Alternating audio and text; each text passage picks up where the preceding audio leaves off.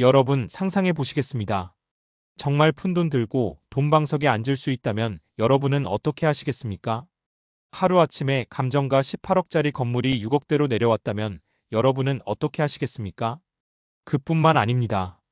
거의 새 것과 다름없는 이제 겨우 7년 8년 된 신축 건물 뿐만 아닙니다. GTX가 바로 코앞에 들어옵니다. 이건 완전 대박의 순간입니다. 지금 눈앞에 이 건물 외관만 깔끔한 신축이 아닙니다. 세입자 보증금만 7억 300만 원, 월세만 210만 원. 그리고 무엇보다 중요한 포인트 하나, 낙찰자가 인수해야 할 금액 0원입니다. 아니, 그게 가능해? 싶으시죠? 가능합니다. 그런데요, 이건 조건이 있습니다. 이 영상을 끝까지 보셔야 합니다. 그리고 멤버십 가입해 주시고 궁금한 점 있으시면 언제든지 영상 아래 설명란에 실전경매연구소로 전화 주시면 친절하게 궁금한 내용을 해소할 수 있습니다. 오늘 영상에서 그 조건을 하나씩 풀어드릴 테니 끝까지 보시고 어디서 수익이 열리는지 함께 확인해 보시죠. 먼저 기본 정보부터 차분히 보겠습니다. 숫자는 서두르지 않겠습니다. 한 줄 한 줄 천천히요. 오늘의 물건은 경기도 양주시 고암동 606-4 근린주택입니다. 의정부지방법원 사건번호 2025타경 7114. 매각기일은 2025년 12월 2일 화요일 오전 10시 30분. 감정평가액은 18억 4,866만 2,720원. 하지만 현재 4차 최저입찰가가 6억 3,409만 2천원, 감정가의 34% 수준까지 내려와 있습니다. 입찰 보증금은 10%, 즉 6,340만 9,200원이 필요합니다. 건물은 철근 콘크리트 4층 구조, 1층 상가 2칸, 위로 주택 6세대가 올라가는 전형적인 주상복합형 다가구입니다. 자, 여기서 중요한 키워드 하나 더. 세입자 보증금 합계 7억 300만원, 월세 210만원. 이 숫자가 대출 상황과 현금 흐름을 어떻게 바꾸는지, 그리고 왜 낙찰자 인수 0원이라는 말이 가능한지 잠시 후 권리 분석에서 정확히 확인하시겠습니다. 권리 깨끗한 명도 리스크 최소화? 여기까지 듣고도 좋은데 뭔가 함정이 있지 않나? 하실 수 있습니다. 맞습니다.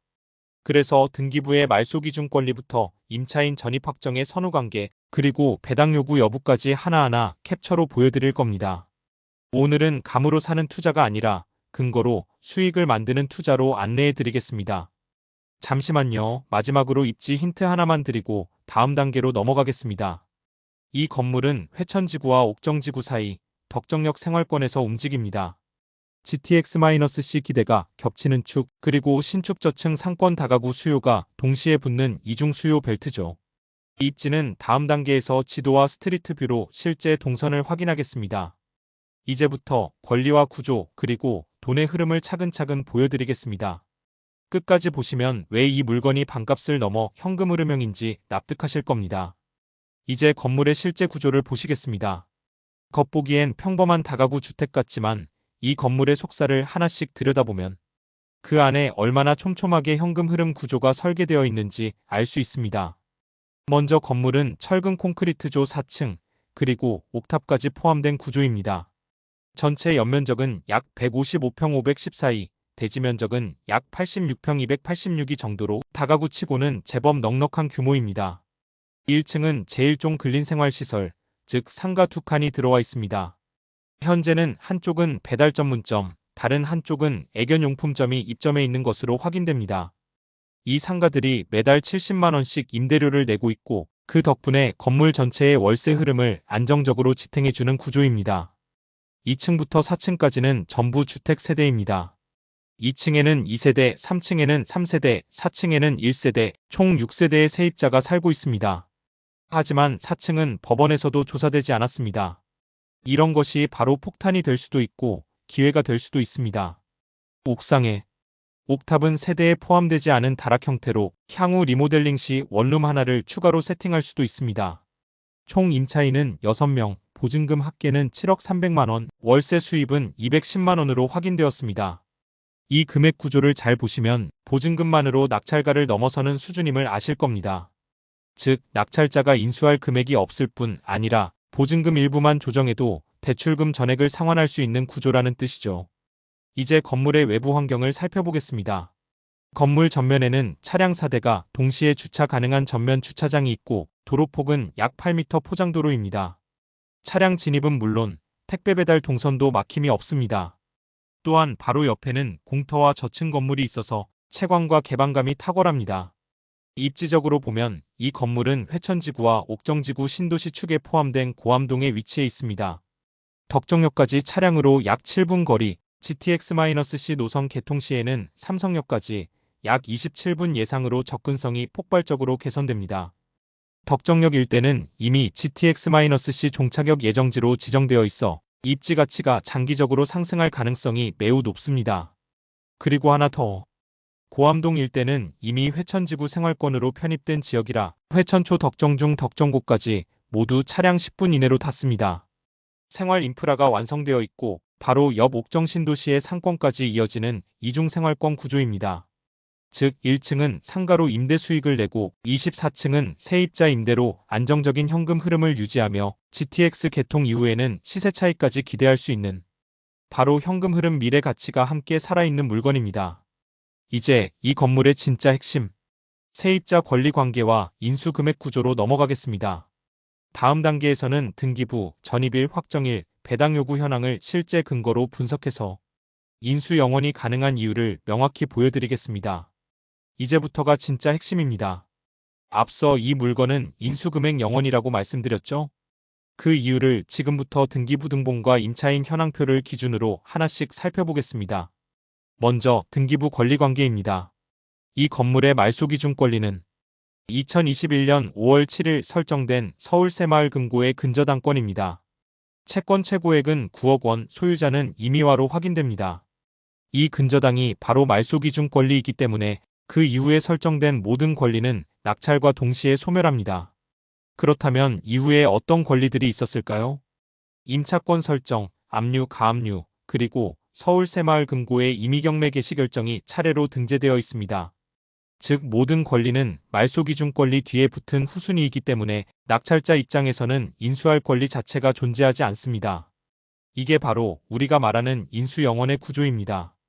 겉으로는 복잡해 보이지만 실제로는 완벽히 정리된 깨끗한 권리관계입니다. 이제 임차인 현황을 보겠습니다. 총 6명의 세입자 그리고 그들의 보증금과 전입확정일을 표로 정리해서 화면에 올려놓았으니 참고하면 이렇게 됩니다. 보시는 것처럼 모든 임차인의 전입일과 확정일이 말소기준 권리보다 늦습니다. 따라서 대항력 없음, 배당 요구 전원 완료, 인수금액 영원으로 정리됩니다.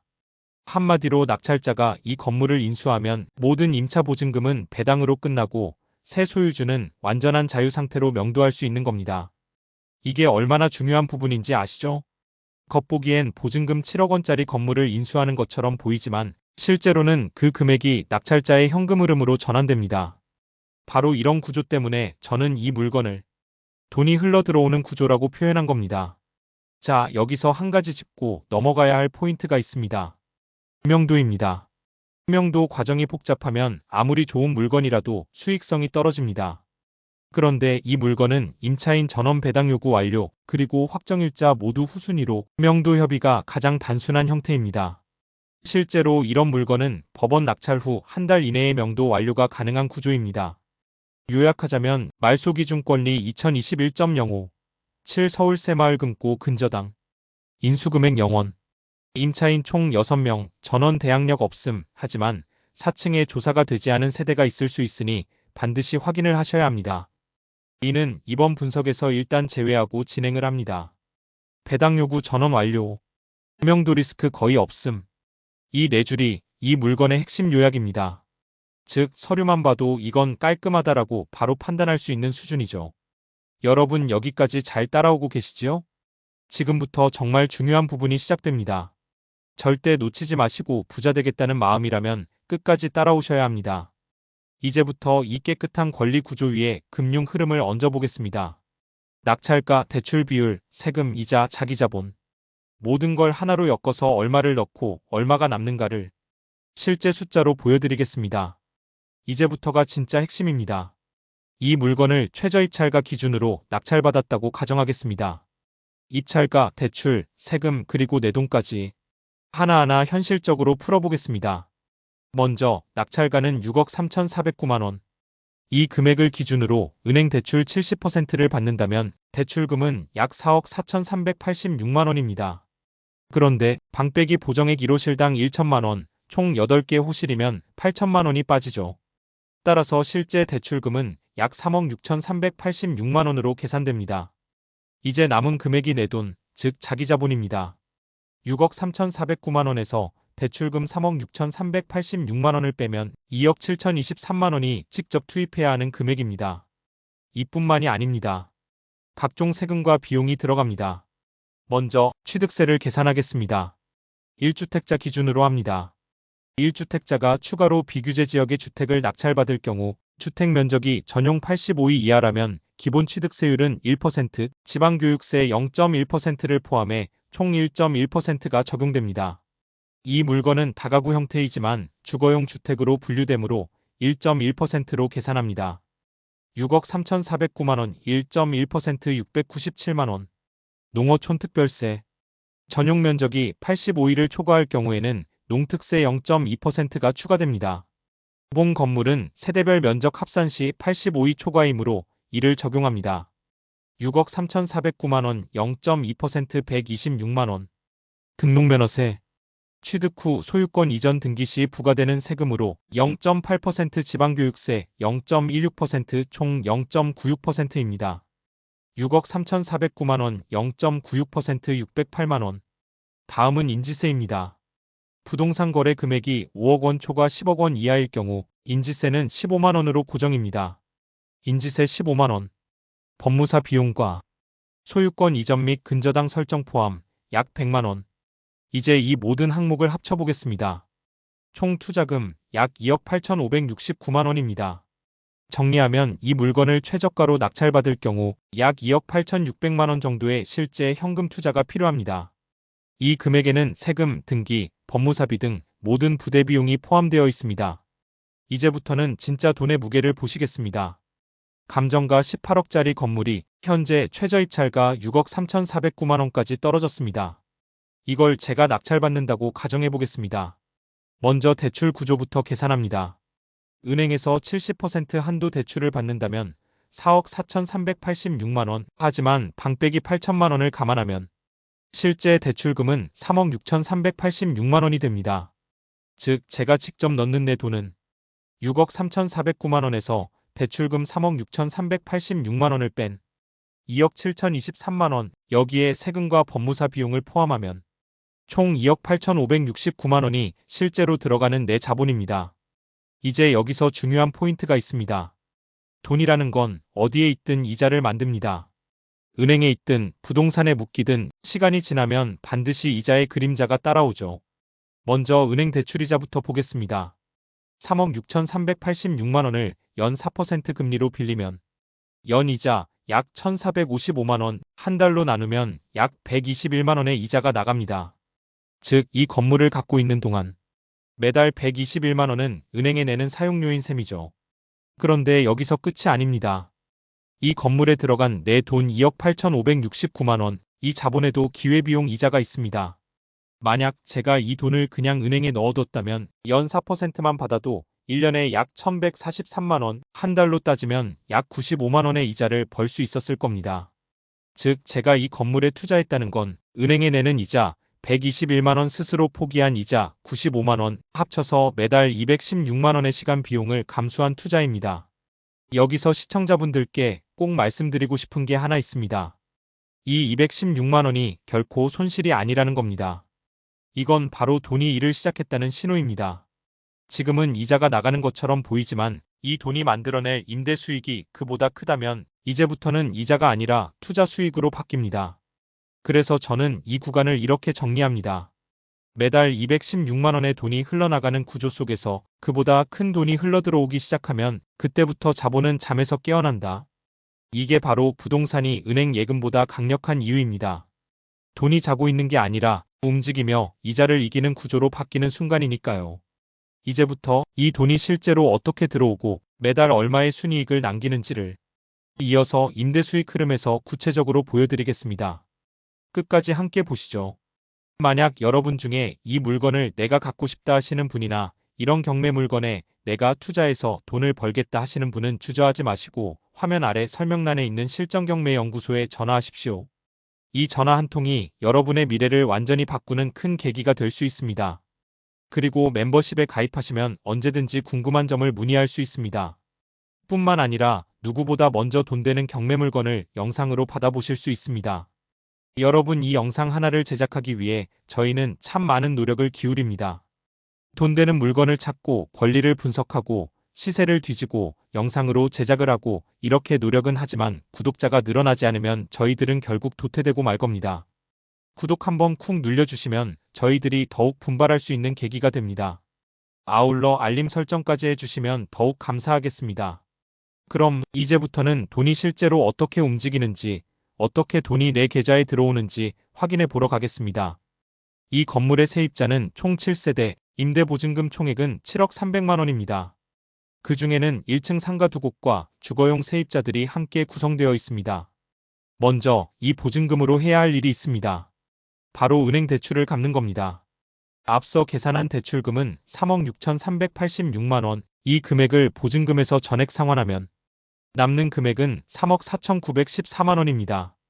이제 은행 부채는 0원, 즉 이 시점부터는 완전한 무대출 구조로 바뀌게 됩니다. 이제 남은 3억 4,914만 원이 내 손에 돌아온 돈이 됩니다. 그런데 내 실제 투자금은 2억 8,569만 원이었죠. 그럼 이제 계산이 간단해집니다. 3억 4,914만 원, 2억 8,569만 원, 6,345만 원. 즉 저는 대출을 다 상환하고도 투자금 전액 회수 6,345만 원이 남는 구조가 만들어졌습니다. 이 남은 돈 6,345만 원을 그냥 통장에 두지 않습니다. 형님이라면 아시죠? 요즘 시중은행은 이자 2%도 안 줍니다. 그래서 저는 이 돈을 신협이나 새마을금고 같은 연 4% 이자를 주는 금융사에 맡깁니다. 그럼 매달 이자만으로 약 21만 원, 정확히는 21만 1,500원이 들어옵니다. 이제 여기에 매달 들어오는 월세 210만 원을 더해보겠습니다. 월세 210만 원 예치이자 21만 원 총 231만 원을. 즉 은행 대출은 전액 정리했고 내 돈도 전부 회수한 상태에서 매달 231만 원이 꾸준히 들어오는 구조가 완성된 겁니다. 이게 바로 무피투자 순현금 수익형 건물의 핵심입니다. 내 돈이 들어가 있지 않으면서 매달 현금이 쌓이는 구조.